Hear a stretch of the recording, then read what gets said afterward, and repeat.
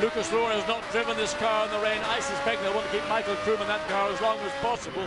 That might be a winning move from Nissan. Even coming from 6th place, he's only 6.7 seconds behind the lead car. Oh, sorry, I beg your pardon. 13.6 seconds behind the lead car. He could certainly do a lot of good work by staying out to the very limit of the pit stop window. Yeah, that'll be interesting to watch, to see what tactics they choose as the leader comes around. I think Darren Turner's certainly staying out there. Yeah, a number of cars, the leaders are all staying out there, interestingly, at the moment. Nobody coming in just yet. Presumably, as the track dries, maybe it makes sense to stay out there, although it's not really drying. We've still got some rain coming down, but the wipers are all working furiously, and nobody going in for that early stop. Thomas Enger getting ready as well. Now we see the Nissans in. So that is Dumbreck who's in. Is Mike? No, that's David Brabham, I think, who's already in. Yep, David gets out. Jamie Campbell-Walter, Richard Westbrook taking over from Peter Dumbreck. But I believe that they're going to keep Michael Kroom out as long as possible, as we see the driver changes going on in the Hexas Aston Martin.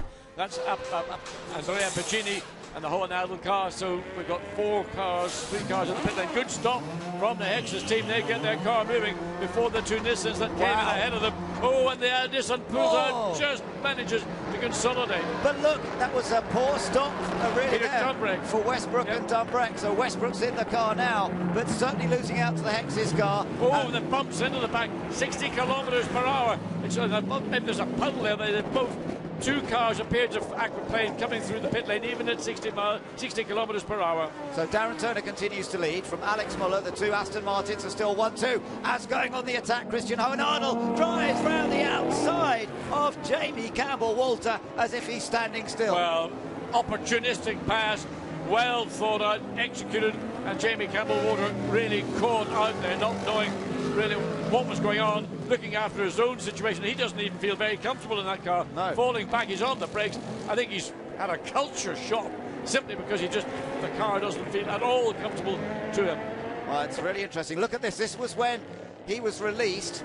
Now, did he have to lift off the throttle? If the car behind had to lift off... Ben, he was still pulling down on his shoulder straps. Right, okay.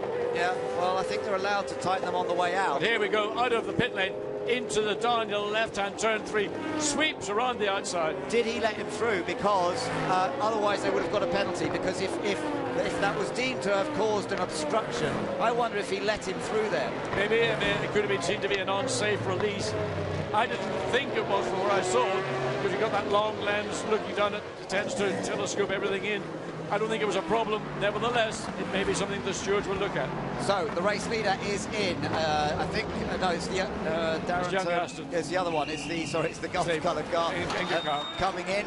So Alex Muller to hand over to Thomas Enger. And Enger will love these conditions. Also coming in is the number 37 Lamborghini. That's the Pastorelli Schwager car. They are quite a long way down the field, not after an engine change yesterday. They didn't qualify where they had hoped to qualify because they'd shown good pace in free practice. As the wets are changed, another set going on all of these cars. Still very tricky conditions. Also in is the number 47 Lamborghini. Yeah, we're waiting for the positions to cycle through to see who is leading, and it may well be the Nygaard. Let's see where this Aston comes out. John Thomas Enger, will he come out ahead of that group that we all saw, the Nissans and the Hexas Aston Martin? That's really the group that he'll be keeping an eye on as they come through there. He's come out right in the middle. He's come out behind Jamie Campbell-Walter, but he's going to get the place. No, that's Darren Turner. Sorry, that's Darren Turner reclaiming or lapping those guys. But Darren, I think, will be coming in pretty soon. Hasn't come in just yet. Darren Turner getting past Jamie Campbell-Walter, and Campbell-Walter definitely struggling here. Yes, he's struggling from the pit lane, let alone on the racetrack. Yeah, Westbrook gets past as well, so something's not been going right for Jamie ever since the pit stop, and he's seen his one of the other Nissans go through. And in the background, you can see Michael Kroom, who hasn't been in yet. No, he hasn't, and he's just making his way past the Lamborghini. He needs to do that to take any benefit out of staying out as long as possible. Remember, Michael Kroom, fastest this morning consistently, knows the conditions better, but you're seeing now a battle between cars that have made their pit stops and cars that are still to make theirs, and this overlap is causing the leading group of cars, but particularly the Lamborghini and those behind the Corvette, and the 4 GT now with Michael Kroom literally, hopefully, to gain advantage. Yeah, and at the back of that group, you've still got Christopher Nygaard battling with the Corvette of Nico Verdonk. They're running in third and fourth with the pit stops cycle through at the moment. But Nygaard in that Ford has been looking very quick, no doubt about it. Tucked in behind the Corvette and then the Lamborghini. Now is Turner coming in? No, he's staying out there. He looked unstable. Lamborghini's in though, so's the Corvette and the Ford. And Michael Krum. So this is a really important pit stop competition coming up here. Crucial stuff as we get into the second half hour of this qualifying race at Golden Port. Marcus Engelhoff will hand over to Marc Basseng, and they, from looking as though they were going to be able to close the points gap to Michael Krum and Lucas Law, not looking quite that straightforward now. Now Michael Krum jumps out, Lucas Law gets in, the JRN Nissan pit right down at the end of the pit lane. That could help them as they get ready to go, but of course they mustn't hinder anybody else, as we've already seen. Once they get going, door closed, down goes the Lamborghini, and that was pretty clean. Look good. Now where's the Nissan? Is it en route yet? No, it's behind, so pass. Well, no, because it was behind already, so no gain. But in fact, the Nissan has gained on the Ford, and the Corvette. So Lucas Law has gained 2 places there, and that was a great stop. Well, after all the problems at Ordos, now JRM seem to have got their act together on the pit stop. Well, a good job in that first stint by Michael Krum to get the car into position to come into the pit stop directly behind the 2 cars that he's now ahead of. And in fact, the Corvette has been the biggest loser overall because it was ahead both of the Nissan and of the Ford. So we've now got Marc Basseng in the Lamborghini. Oh, and in comes our race leader. Now Darren Turner will hand over to Stefan Mucker. He had a decent little advantage after that first section of the race, but where's he going to come back out? He should be in front, but let's see how it goes. Which of these 2 Astons is going to get the lead? Stefan Mucker is still waiting to get into the car. Or get the wheels off, wheels on, wiper going, and they need a strong pit stop. Down goes the car, away. Oh, stalled! Oh, no! Mucker has stalled it! And that lead that Darren Turner has built up, has it been thrown away? Well, we're going to find out very soon as he comes down the pit lane. It's a very complicated little pit lane exit. He's lost it. His teammate is coming down the main straight. Thomas Enger could take the lead of this race. Let's watch them down through the first corner. Now watch to the left as the car comes out of the pits. Where is it? It's not there. And Thomas Enger has taken the lead here. And it's just coming into sight now, so it's back into second place. But of course, it's the outlap for second. Marc Basseng is on a flying lap and is going to try and put the Lamborghini, as he's done, down the inside, locks the brakes a little, but the Aston comes back again, makes the cut back.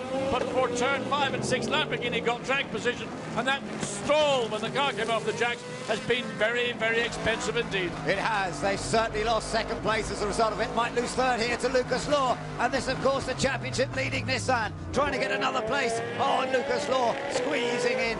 Can't quite get there. And desperately trying to gain the advantage over Stefan Mucker as Stefan gets up to speed on the wet surface for his first bit of running in this race in these conditions. But it is Thomas Enger who now leads in the other young driver, Aston Martin. The Gulf liveried car has got itself a bit of clearance as here comes Lucas Law into the final corner, having a look down the inside. Stefan Mucker gives him space, but no, there's not quite enough room.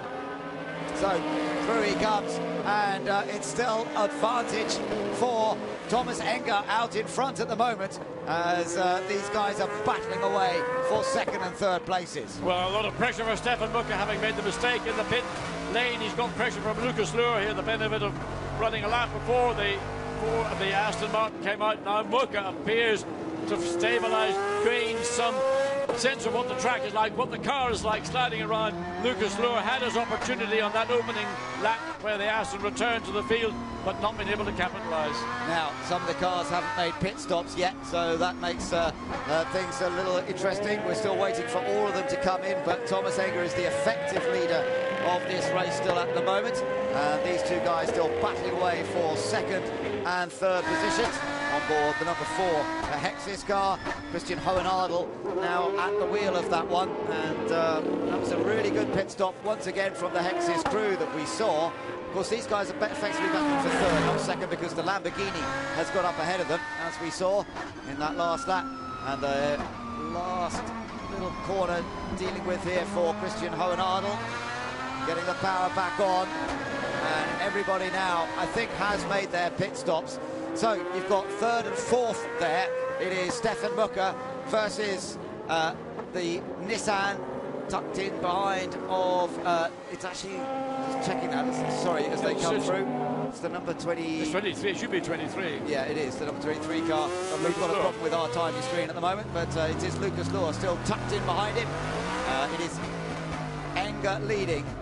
Basseng is in second place. Stefan Mucker is in third. Fourth place for this car for Lucas Luhr. And Christian Hohenadel behind them in fifth as we ride on board the Nissan. And just listen how tentative he has to be with the throttle.